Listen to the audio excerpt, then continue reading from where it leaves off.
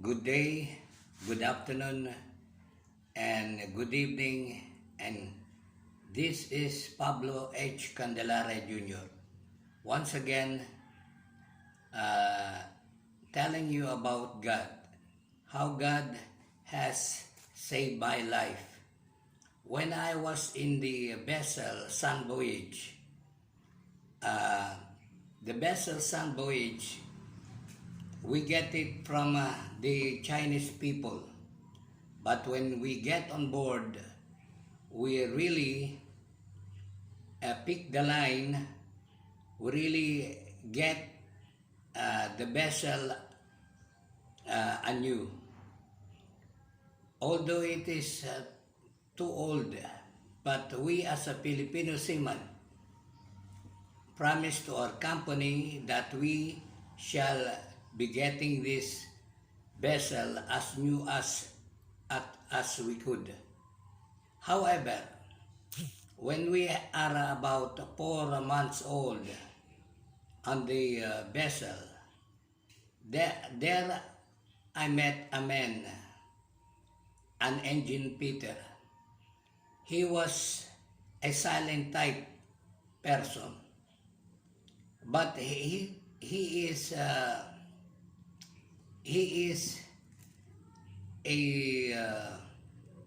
person who is vagabond, and he always tells me about his problems.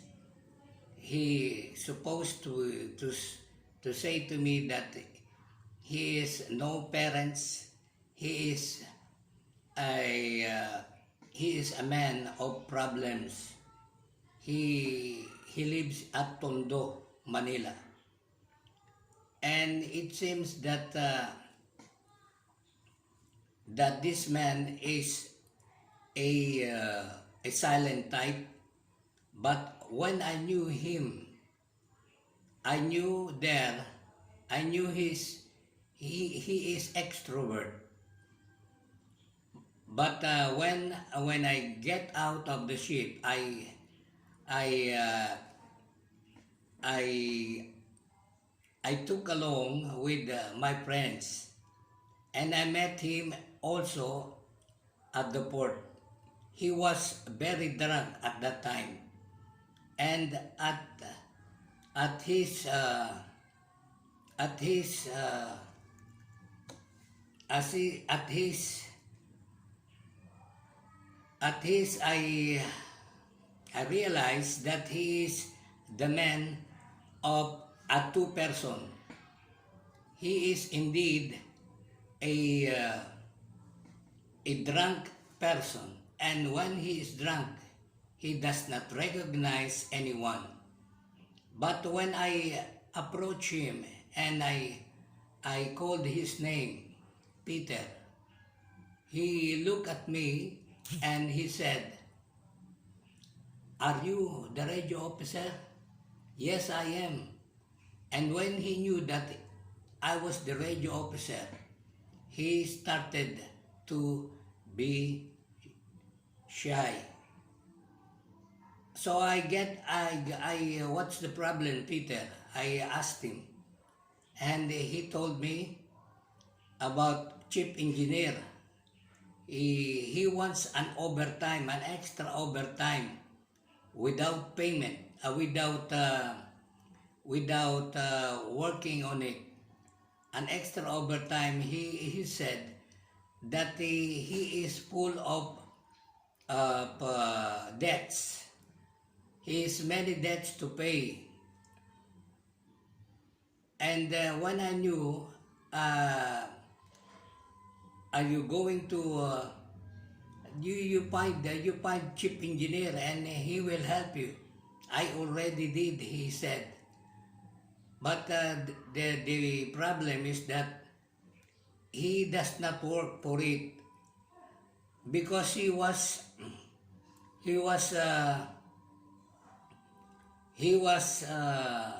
what do you call this? He is indeed are having a hard time to get extra overtime without doing the work, but he he would like to earn the money easy hand. And I speak to him that you should work for your money. He said, but why is it that the shipmate had added some overtime without any work? And I asked the shipmate, and I said to him, and so I get up from the bar because I already drink 2 beer, and my head is aching.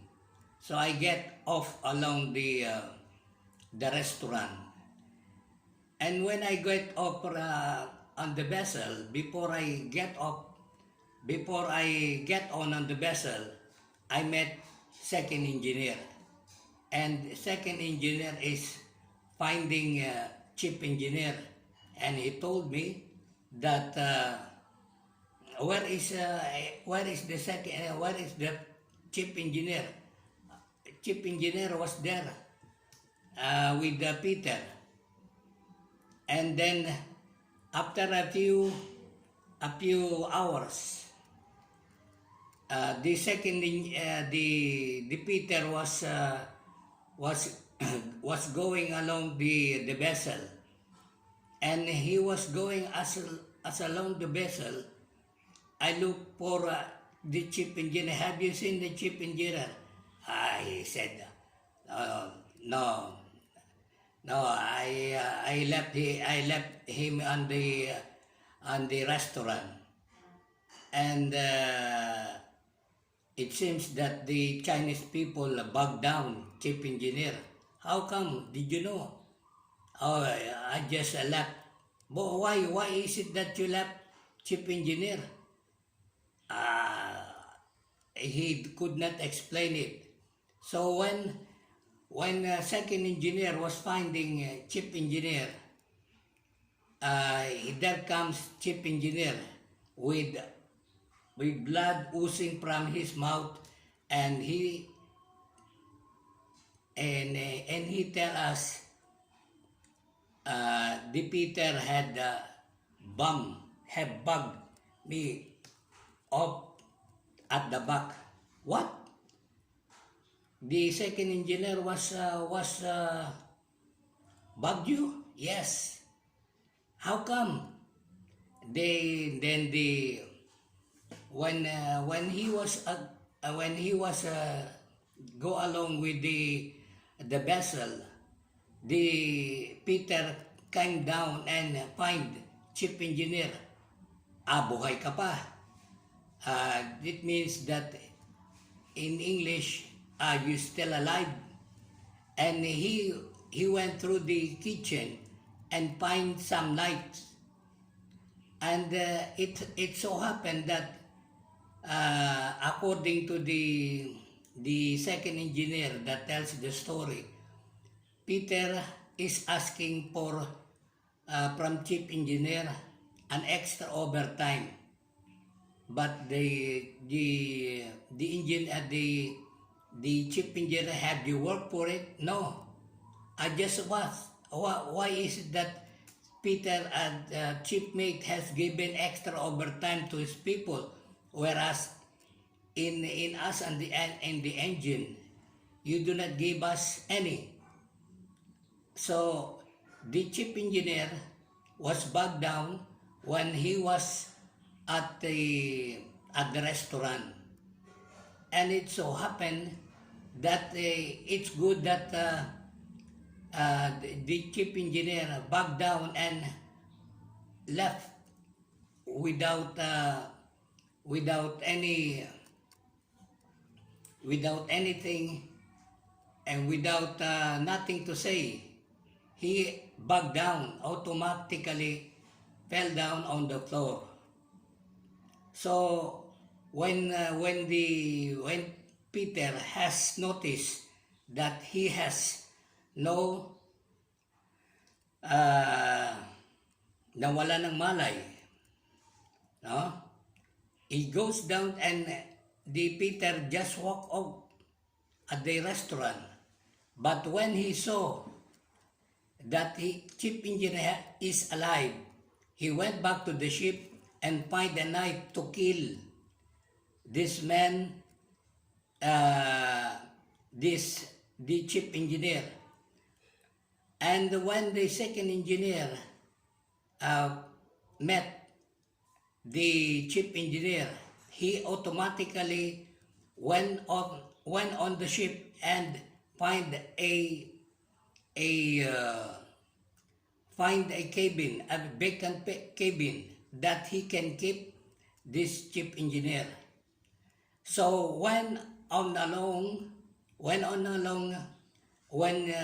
Peter came on the vessel, he was looking for chief engineer, and he stamped the every door of the ship.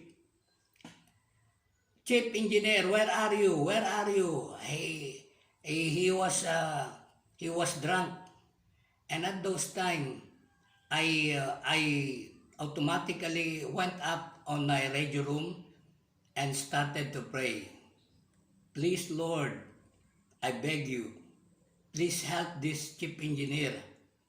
Please ease the mind of Peter, so that he cannot strike, cannot hurt any people on board.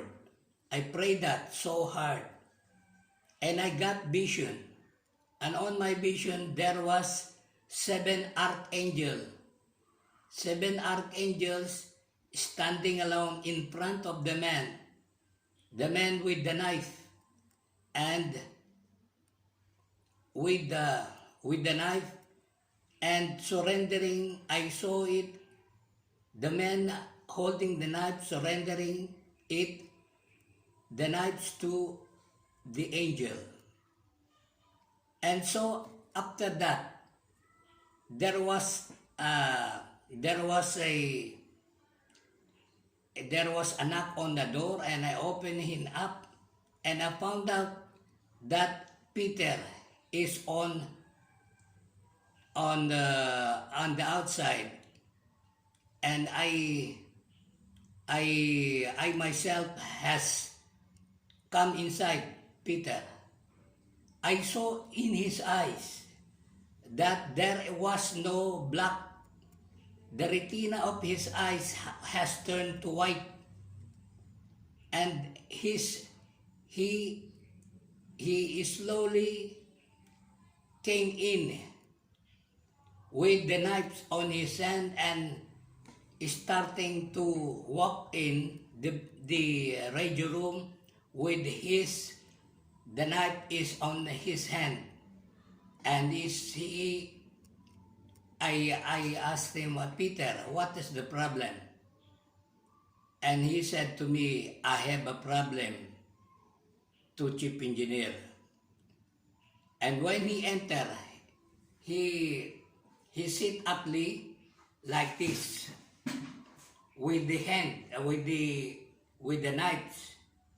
And when he entered the room, the radio room, he entered, I was looking at his hand that he might strike me with the knives. And then after I small talk, I come Peter, you sit. And when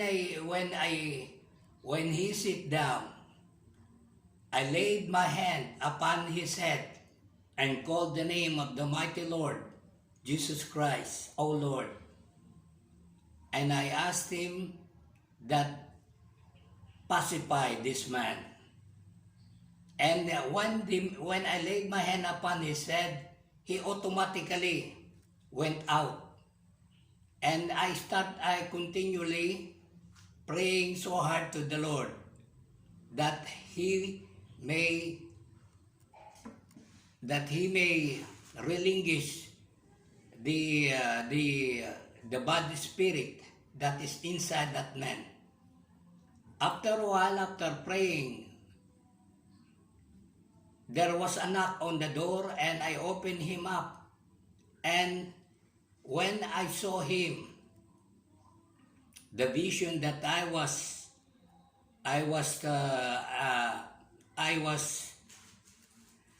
remember, I remember that this vision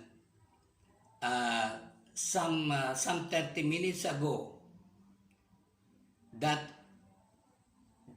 this man is surrendering his life to me. I realized that Archangel is not it is a some part of an imagination, but not so unimaginable thing. But it's really happened that the angel that was that I was referring to is the angel of God, and it was is a personality that has been come through to me. That is a thing that is happening that to me from that time on. As of now, my brethren, it is God that make all these things that happened. If we really believe Him, He will automatically reply. And I found out that this vision of mine is a vision of God that will happen. This is Papa Charlie Juliet or Pablo Candelaria Jr. saying to you that whatever happens in your life, it could be happening to you as an angel of God, an angel of God that has been through, he is doing in life on you. This is Pablo Candelaria Jr. I thank you, brethren and friends. Goodbye.